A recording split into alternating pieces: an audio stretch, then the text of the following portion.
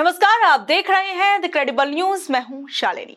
असम में चुनावी बिगुल बजने वाला है, लेकिन इससे पहले ही असम के मुख्यमंत्री के कुछ विवादित बयान और उनकी राइफल वाली रील ने तो कोहराम मचाया हुआ है।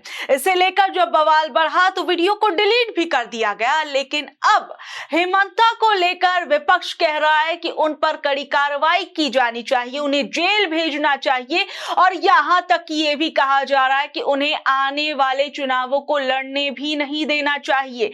यानी हेमंता को आने वाले चुनाव लड़ने से रोकने पर विपक्ष अड़ गया है। इस पूरे विवाद में आखिर क्या कुछ है वो मैं आपको डिटेल से बताऊंगी, लेकिन उससे पहले एक बड़ी खबर सामने आ रही है। इन तमाम विवादों के बीच कल पीएम मोदी असम पहुंच रहे हैं। कल कई बड़े प्रोजेक्ट्स का उद्घाटन पीएम मोदी असम में करने वाले हैं। असम में चुनाव करीब आते ही मोदी सरकार को अचानक से राज्य के विकास की याद भी आ गई है। जो काम सालों पहले हो जाने चाहिए थे, उनके लिए करीब अब 40,000 करोड़ रुपए के पैकेज का ढिंडोरा पीटा जा रहा है। सरकार असम में ब्रह्मपुत्र नदी के नीचे एक बहुत बड़ी सुरंग यानी टनल बनाने जा रही है, जिस पर करीब 19,000 करोड़ रुपए खर्च होंगे। इस सुरंग में कहा जा रहा है कि इस एक ही सुरंग के अंदर से गाड़ियां भी चलेंगी और ट्रेनें भी गुजरेंगी, जो रास्ता तय करने में अभी 6.5 घंटे लग जाते हैं। इस टनल के बनने के बाद वही सफर सिर्फ 30 मिनट में पूरा हो जाएगा। असम में गोहपुर से नुमालीगढ़ की दूरी खत्म हो जाएगी। ये टनल इन दोनों जगहों को सीधे जोड़ देगी। ब्रह्मपुत्र नदी के नीचे जिस 19,000 करोड़ की सुरंग का सपना आज दिखाया जा रहा है, सवाल उठता है कि अभी भी पिछले कुछ सालों से बीजेपी पार्टी की सरकार है, तो अब तक बीजेपी सरकार को इन चीजों की याद क्यों नहीं आई? अब तक असम के लोगों के लिए सपना उनका क्यों पूरा नहीं किया गया? आज साउथ ब्लॉक में कैबिनेट की आखिरी बैठक और कल पीएम मोदी का असम दौरा ये बताता है कि असम के अंदर आने वाले समय में फरवरी से मार्च के महीने के बीच में चुनाव आयोग कभी भी चुनावी तारीखों का ऐलान कर सकता है, जिसके बाद लग जाएगी आचार संहिता। और जब आचार संहिता लग जाएगी, जिसके बाद किसी भी नई घोषणा का ऐलान करना जो है वो बीजेपी के लिए मुश्किल हो जाएगा। इसलिए सरकार उससे पहले ही मानो जल्दी जल्दी में बड़े बड़े वादों और प्रोजेक्ट्स का अंबार अब असम में लगा रही है। 6.5 घंटे के सफर को 30 मिनट में बदलने का वादा सुनने में तो बहुत अच्छा लगता है, लेकिन क्या ये सिर्फ एक चुनावी स्टंट बनकर रह जाएगा या वाकई में असम के लोगों को ये सौगातें दी जाएंगी और जो सपना उन्हें दिखाया जा रहा है वो पूरा किया जाएगा?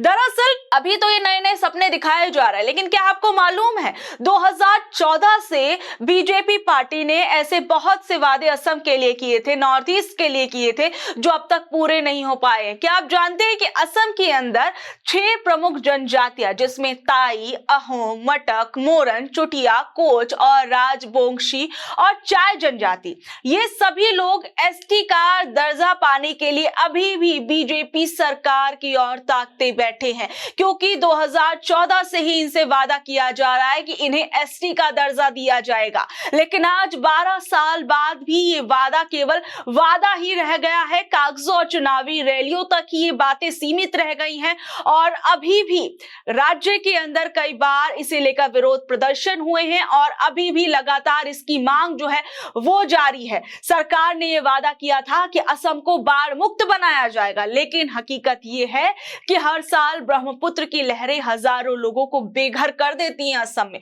पिछले चुनावों में अमित शाह ने बड़े जोर शोर से यह वादा किया था कि अगर बीजेपी फिर से सत्ता में आती है तो अगले 5 सालों के अंदर असम को पूरी तरीके से बाढ़ मुक्त बना देंगे। यानी हर साल ब्रह्मपुत्र नदी से जो तबाही होती है उसे सरकार हमेशा के लिए खत्म कर देगी। और दावा किया गया कि बीजेपी सरकार ने पिछले 5 सालों में असम के लिए जितना काम किया उतना कांग्रेस की 70 सालों की सरकार भी नहीं कर पाए। लेकिन असम के हालात जो हैं, जब जब असम के अंदर बाढ़ आती है वो किसी से छिपी हुई नहीं है। यहां तक कि असम के अंदर एनआरसी को भी बड़ा मुद्दा बनाने की कोशिश की गई। शुद्ध एनआरसी लागू करने और अवैध घुसपैठियों को बाहर निकालने का मुद्दा भी हम देख रहे हैं कि बार बार उठाया जाता है। मियां मुसलमानों को लेकर असम के मुख्यमंत्री लगातार बयान दे ही रहे हैं और चुनाव आते ही अमित शाह हो, पीएम मोदी हो, और वो भी लगातार बयान देने शुरू द्रोही कर देते हैं और फिर एक बार एनआरसी का मुद्दा जो है वो इन चुनावों के अंदर एक बड़ा मुद्दा बनाया जाएगा। लेकिन सबसे बड़ी बात ये होती है कि अगर जब आप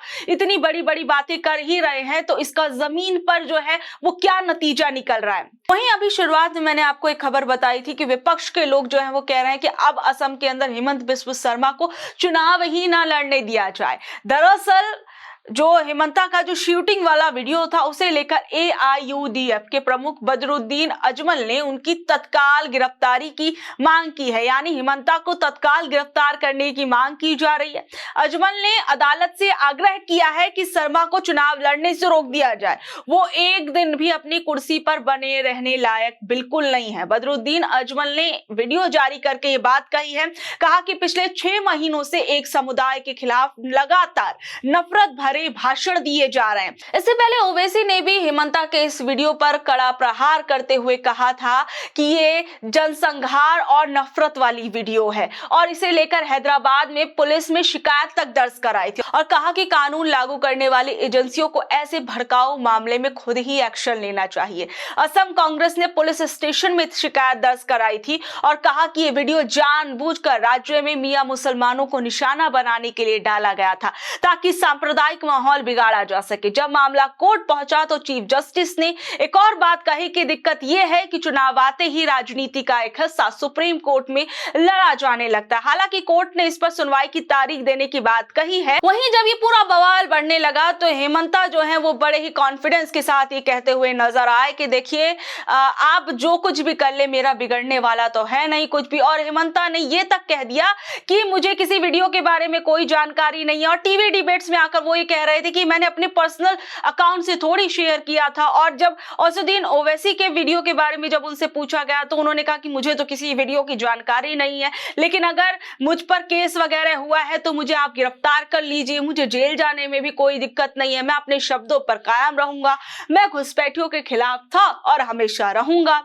वहीं मैं आपको बता दूं कि एक तरफ हम देख रहे हैं कि कल पीएम नरेंद्र मोदी जो है वो असम पहुंचने वाले हैं। वहीं मैं आपको एक और बात बता दूं, एक और बड़ी खबर जो है वो सामने आई है। अभी हाल फिलहाल में हमने देखा था कि कांग्रेस पार्टी की तरफ से हेमंत बिस्व शर्मा को लेकर जमीन घोटाले का बड़ा आरोप जो है वो लगाया गया था। खासकर गौरव गोगोई पिछले कुछ समय से लगातार हेमंत बिस्व शर्मा और उनके परिवार पर जमीन घोटाले के आरोप लगा रहे थे। और अब जब ये मामला कोर्ट में पहुंचा, हेमंत बिस्व शर्मा इस मामले को कोर्ट में लेकर गए हैं तो गुवाहाटी की सिविल कोर्ट ने कांग्रेस के नेता गौरव गोगोई, छत्तीसगढ़ के पूर्व सीएम भूपेश बघेल और जितेंद्र सिंह को मुख्यमंत्री के खिलाफ किसी भी तरह का अपमानजनक बयान देने से रोक दिया है। ये रोक 9 मार्च 2026 तक लागू रहेगी और अब इन नेताओं को कोर्ट में खुद पेश होना होगा। हेमंत बिस्व शर्मा ने इन नेताओं पर 500 करोड़ रुपए की मानहानि का मुकदमा दर्ज कराया है।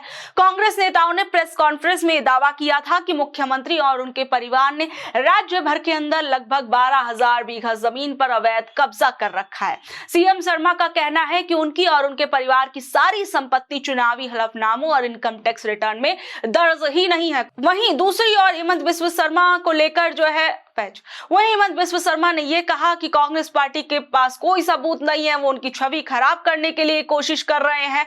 वहीं इस मामले पर जज नयन ज्योति शर्मा ने कहा है कि अगर अभी इस तरह के बयानों पर रोक नहीं लगाई गई तो इससे न्याय की प्रक्रिया को नुकसान हो सकता है और मुख्यमंत्री की प्रतिष्ठा को अपूर्णीय क्षति पहुंच सकती है। लेकिन सबसे बड़ा सवाल यह है कि गुवाहाटी कोर्ट ने जो कुछ कहा उसके अलावा जो हेमंत बिस्व शर्मा लगातार प्रदेश के अंदर मियां मुसलमानों को लेकर एक से बढ़कर एक नफरती बयान दे रहे हैं, क्या उस पर भी कोर्ट इसी तरीके की बात कहेगा?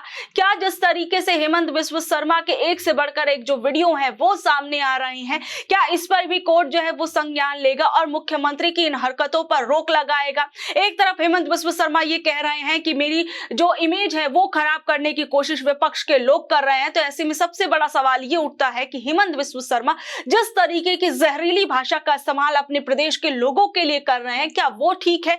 और सबसे बड़ी बात कि आने वाले समय में क्या हेमंत बिस्व शर्मा के जो नफरती बयान है उन पर कोर्ट की तरफ से कोई रोक लगाई जाएगी? बहरहाल आप लोग इस पूरे मामले को किस तरीके से देखते हैं और आने वाले समय में इन तमाम चीजों का असम की राजनीति और चुनावों पर क्या कुछ असर पड़ता हुआ आप लोग देख रहे हैं? नीचे दिए कमेंट बॉक्स में जरूर बताइएगा और ऐसे अपडेट से जुड़े रहने के लिए देखते रहिए द क्रेडिबल न्यूज। मैं हूं शालिनी, धन्यवाद।